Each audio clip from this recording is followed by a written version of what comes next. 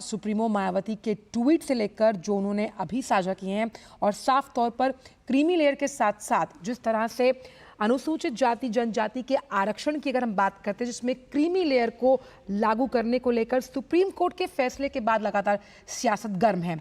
इसी को लेकर ट्वीट किया है मायावती जो कि बसपा सुप्रीमो है। उन्होंने कहा कि आरक्षण का पूरा श्रेय पंडित जवाहरलाल नेहरू को नहीं बल्कि बाबा साहब को जाता है। एक के बाद एक उन्होंने कई ट्वीट्स इस पूरे मुद्दे से जुड़े हुए किए हैं। मायावती ने कहा कि आरक्षण का पूरा श्रेय बाबा साहब अंबेडकर को जाता है और कांग्रेस के लोगों ने बाबा साहब को चुनाव में भी हराने का काम किया था। जिस तरह की बयानबाजी कांग्रेस अध्यक्ष मल्लिकार्जुन खड़गे द्वारा कल की गई उसमें रत्ती भर भी सच्चाई नहीं है। कानून मंत्री की अगर बात की जाए तो मायावती ने आरक्षण के मुद्दे पर कांग्रेस पर हमला बोलते हुए ये कहा कि डॉक्टर अंबेडकर को कानून मंत्री पद से इस्तीफा देने के लिए कांग्रेस द्वारा विवश किया यानी मजबूर किया गया था। मायावती ने कहा कि कांग्रेस SC/ST के उप वर्गीकरण के पक्ष में है। ये तमाम बातें उन्होंने अपने ट्वीट में साझा की और उन्होंने ये भी कहा कि साफ तौर पर कांग्रेस के लोगों ने संविधान सभा में जाने से रोकने का षड्यंत्र रचा और उनको चुनाव में हराने का भी काम किया था। डॉक्टर बाबा साहब अंबेडकर के लिए उन्होंने कहा है और SC/ST वर्गों के उप वर्गीकरण के संबंध में पार्टी के स्टैंड का खुलासा करने से पहले इनकी पार्टी यानी कांग्रेस NGO और वकीलों आदि से विचार विमर्श करेगी, जिससे कि स्पष्ट है, बहुत साफ है कि कांग्रेस सब क्लासिफिकेशन यानी कि उप वर्गीकरण के पक्ष में है। और जो क्रीमी लेयर है उसके बारे में भी कांग्रेस ने बहुत गोलमोल जवाब दिए हैं, गोलमोल बातें कही हैं। भाई सीधी सी बात है, मायावती का मानना है कि कांग्रेस के 99 सांसद होने के बाद भी संसद में सुप्रीम कोर्ट के निर्णय को निष्प्रभावी बनाने के लिए कोई आवाज नहीं उठाई गई।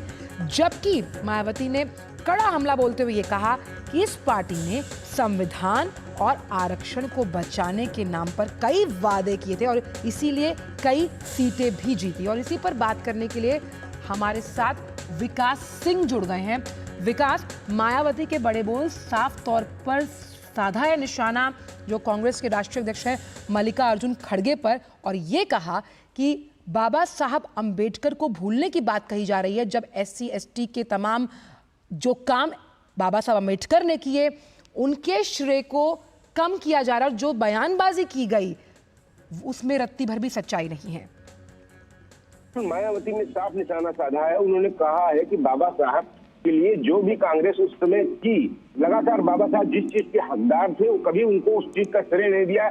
यहाँ तक कि उनके सामने जो परिस्थिति उस समय उत्पन्न की थी, चाहे उनको कानून मंत्री के पद से इस्तीफा देना हो, चाहे वो पूरे प्रकरण हो, आज भी वही सिलसिला कायम किए हुए कांग्रेस और एक बार फिर से संविधान के नाम पर वो अपने नेताओं को श्रेय देना चाहती है। मायावती ने साफ कहा कि जिस संविधान बचाव के नाम पर आपने जो 99 सीटें जीती, जो आपका प्रदर्शन रहा, उसके बावजूद आपने आवाज नहीं उठाई। ये बात स्पष्ट करती है कि आप इस मामले पर आप जो रुख है उसमें संदेह नजर आ रहा है। खासतौर से वर्गीकृत करने को लेकर जो बातें कही कांग्रेस अध्यक्ष ने अपने ट्वीट में, उसमें उन्होंने साफ कहा है कि उसमें NGOs और तमाम सारे लोगों से बात की जाएगी, एकदम रुख साफ नहीं किया। इसी पर मायावती ने निशाना साधते हुए कहा है कि कांग्रेस हमेशा से डॉक्टर भीमराव अंबेडकर को वो सम्मान देने की कभी कोशिश नहीं थी। यहाँ तक कि आपको बता दूं कि भारत रत्न भी कांग्रेस ने कभी देने का प्रयास नहीं किया।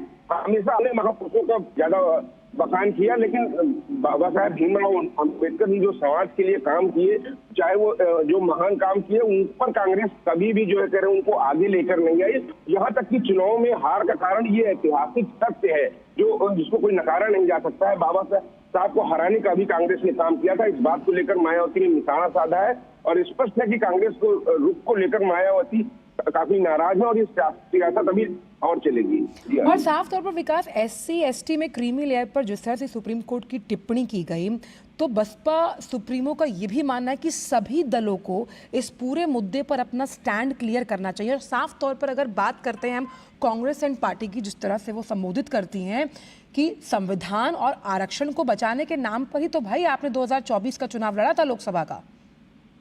जी बिल्कुल, 2024 का चुनाव कांग्रेस ने इसी दम पे लड़ा था और इसी का प्रचार प्रसार करते नजर आ रहे हैं। उनके नेता राहुल गांधी भी, उनके कांग्रेस अध्यक्ष मल्लिकार्जुन खड़गे भी और तमाम सारे जो उनके साथ गठबंधन किए हैं। लेकिन जब कोई मुद्दा आ जाता है या ऐसे सुप्रीम कोर्ट के आर्डर के बाद, उन्होंने अभी अपना स्पष्ट रुख नहीं किया है और आमतौर पर देखा ये गया है कि बाबा साहब भीमराव अंबेडकर को लेकर कहीं ना कहीं उनके मन में एक शंका रहती है कि वो अपनी नेताओं की बात करते हैं। बाबा साहब भीमराव अंबेडकर को जब भी कभी सम्मान की बात आई तो उसको श्रेय देने में कांग्रेस हमेशा पीछे हट जाती है और कहीं ना कहीं खुद को श्रेय लेने की कोशिश करती है और उसी के दम पर उसने जो किया था, अब जो आवाज नहीं उठा रही, अभी भी अपना रुख नहीं कायम कर रही है और कहीं ना कहीं श्रेय पंडित जवाहरलाल नेहरू को देना चाहते हैं आरक्षण लागू करवाने को लेकर। इसी की बात की नाराजगी मायावती ने जताई है। विकास, एक बात और भी जो बसपा सुप्रीमो ने बहुत स्पष्ट तौर पर कही, खास तौर पर जब उन्होंने प्रेस कॉन्फ्रेंस की कल, कि भाई कांग्रेस और समाजवादी पार्टी पहले से ही जब SC ST वर्गों के आरक्षण की बात की जाती है उसके खिलाफ रही है और 2024 में जिस तरह से आरक्षण और संविधान को बचाने की कवायद लेकर ये दोनों पार्टियां चुनाव में एक साथ उतरी, लेकिन अब अपने आप को हितैषी बताकर ये SC ST को कहीं ना कहीं ठगा हुआ महसूस करवा रहे हैं। इस लिहाज से जो ये तमाम ट्वीट किए गए हैं उनका क्या अभिप्राय निकाला जाए? देखिए, समाजवादी पार्टी और कांग्रेस ने जो चुनाव उत्तर प्रदेश में लड़ा और जो बातें जो डराने का काम किया, वो उससे उनको कुछ फायदा उत्तर प्रदेश में नजर आया। लेकिन निश्चित रूप से ये लोगों को जानना होगा कि किस तरीके से कांग्रेस सिर्फ वोट बैंक जहां फायदा होता है सिर्फ वही उठाती है। यही बात कल मुख्यमंत्री योगी आदित्यनाथ ने भी कही थी, जब बांग्लादेश में वहां पर जो 90% जो हिंदू है उनमें 90% दलित है, लेकिन उनके लिए आवाज नहीं उठाई जा रही है। इसलिए नहीं उठाई जा रही है क्योंकि वो उनका वोट बैंक नहीं है। वोट बैंक न खिसक जाए, वोट बैंक अपना न खिसके, इसके लिए कांग्रेस जो है कह रहे हैं ये नहीं करती है या अन्य विपक्षी पार्टियां नहीं करती हैं। जबकि मुद्दे होने चाहिए वहां दलित, कमजोर, वंचितों की आवाज उठाने के लिए हमेशा विपक्ष की बात नहीं होती है, बात होती है इंसानियत की, मानवता की। ऐसे मुद्दों पर खुलकर सामने आना चाहिए। जो SC ST वर्ग है इसको जो हितों को संरक्षित करने के लिए। चलिए विकास, आपके पास वापस आऊंगी। बड़ा मुद्दा है हमारे साथ दो अहम मेहमान इस बड़े मुद्दे पर बात करने के लिए। विजय त्रिवेदी साहब, सीनियर जर्नलिस्ट, और हमारे सलाहकार संपादक साहब विनोद मिश्रा जी जुड़ गए हैं। विनोद जी, पहले आपके पास आना चाहूँगी।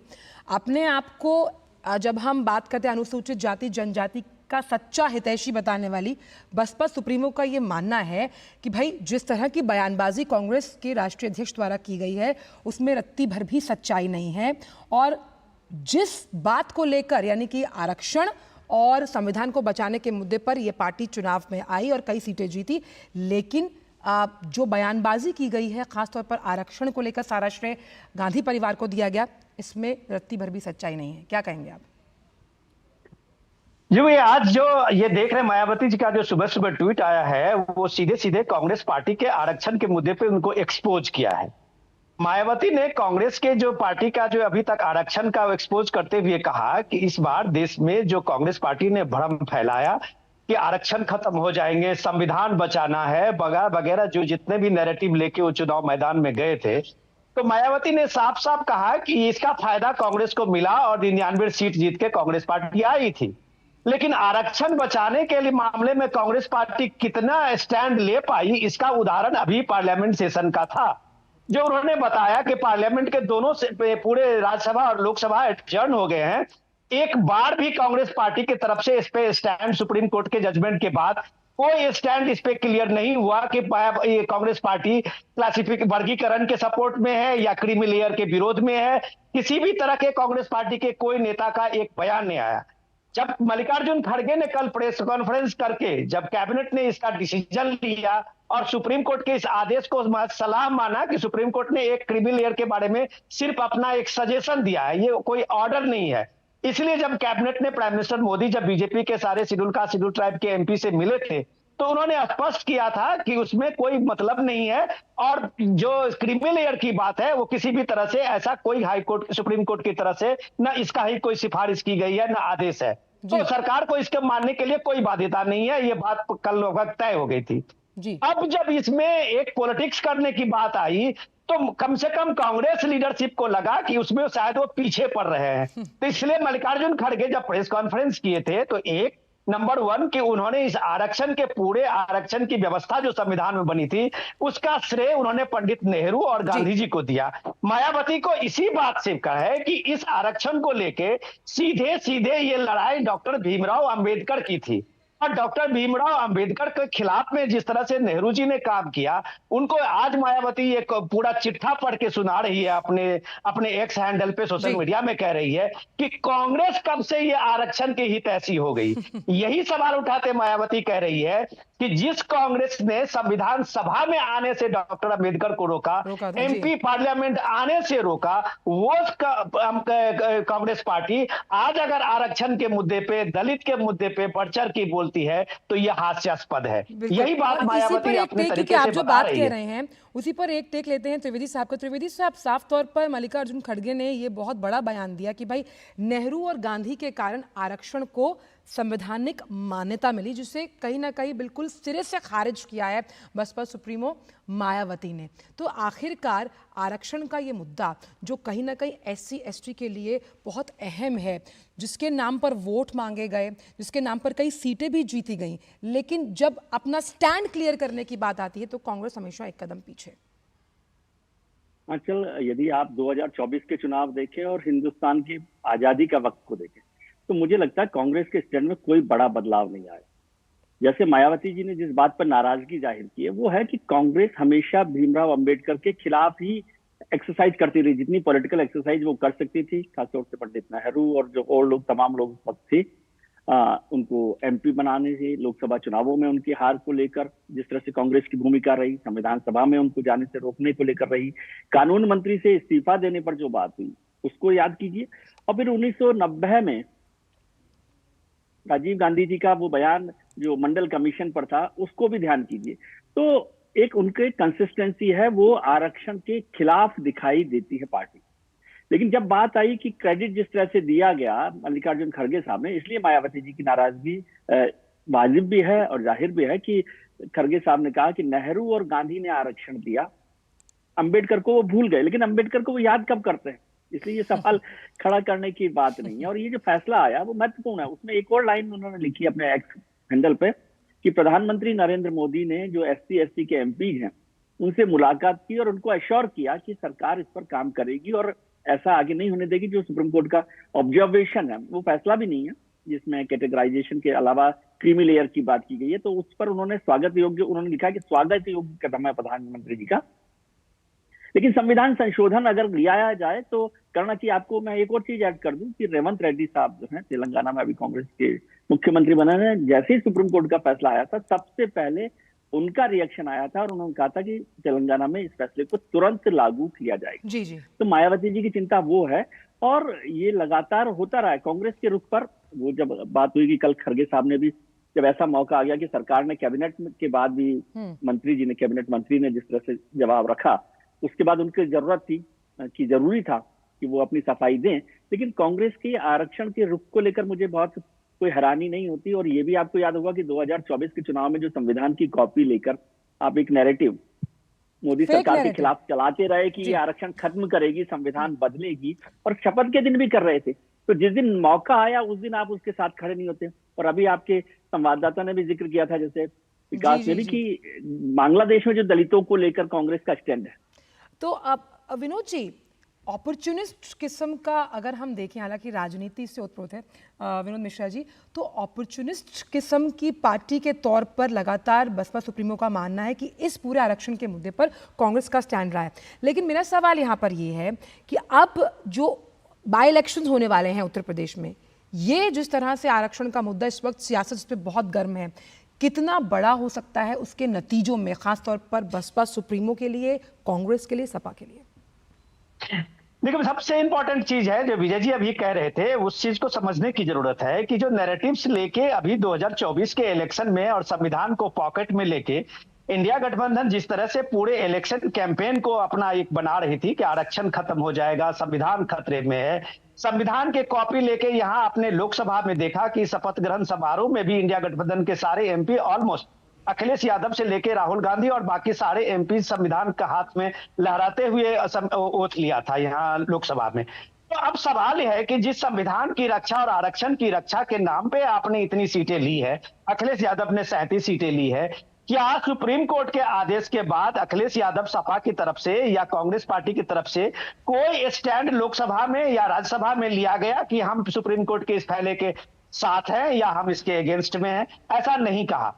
वो इस चीज को देख रही थी कि पार्टियां कि कम से कम इसका रिएक्शन क्या होता है। जब ये रिएक्शन तमिलनाडु से शुरू हुआ कि तमिलनाडु गवर्नमेंट ने कहा कि सुप्रीम कोर्ट के फैसले का हम स्वागत करते हैं, उसके बाद रेवंत रेड्डी ने कहा, जज विजय जी भी कह रहे थे इस चीज को।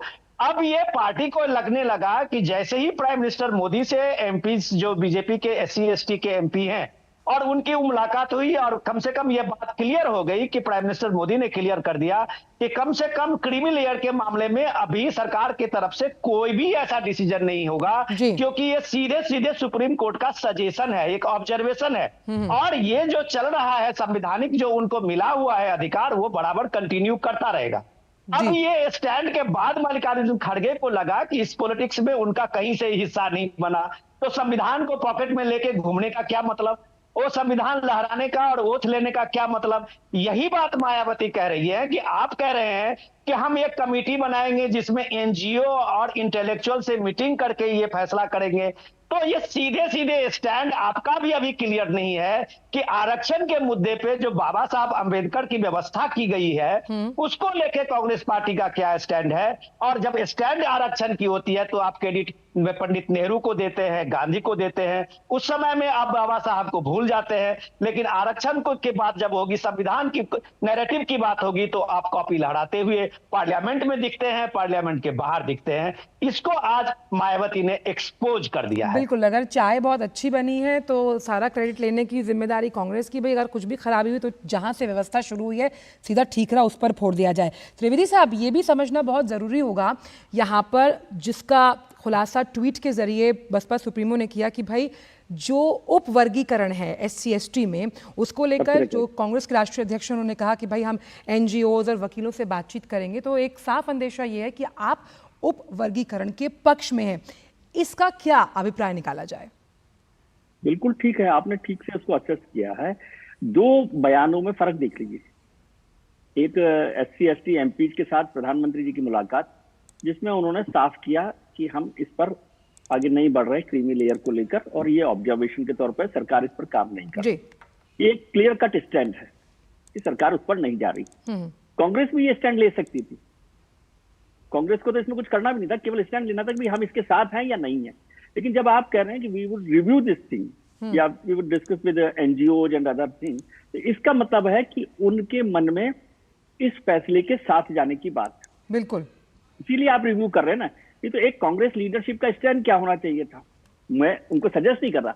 यदि वो इसके खिलाफ होते तो मल्लिकार्जुन खड़गे साहब, जो कि दलित अध्यक्ष है, जिनको कांग्रेस ने इतना बेचा है लोकसभा चुनावों में कि भाई दलित अध्यक्ष उनके पास है और उसको लेकर वो तमाम नेतृत्व की बातें हुई है, तो कल मल्लिकार्जुन खड़गे साहब साफ साफ कह सकते थे कि भाई हम इस स्टैंड पर सुप्रीम कोर्ट के फैसले के साथ हैं। बिल्कुल, बहुत अहम आपने बात कही कि भाई आपने एक राष्ट्रीय अध्यक्ष बनाया तो आपने कहा कि वो दलित है, हम दलित चेहरे को प्रमुखता से एक प्रतिनिधित्व दे रहे हैं। लेकिन जब बात आती है अपना स्टैंड क्लियर करने की, खासतौर पर इतने बड़े मुद्दे को लेकर, तो आप खुद असमंजस की स्थिति में। बहुत बहुत शुक्रिया, समय कम है लेकिन ये मुद्दा बहुत बड़ा, लगातार आगे भी हम इस पर चर्चा करते रहेंगे। बहुत बहुत शुक्रिया आपका विनोद मिश्रा जी और त्रिवेदी साहब इस खास विशेष चर्चा में जुड़ने के लिए।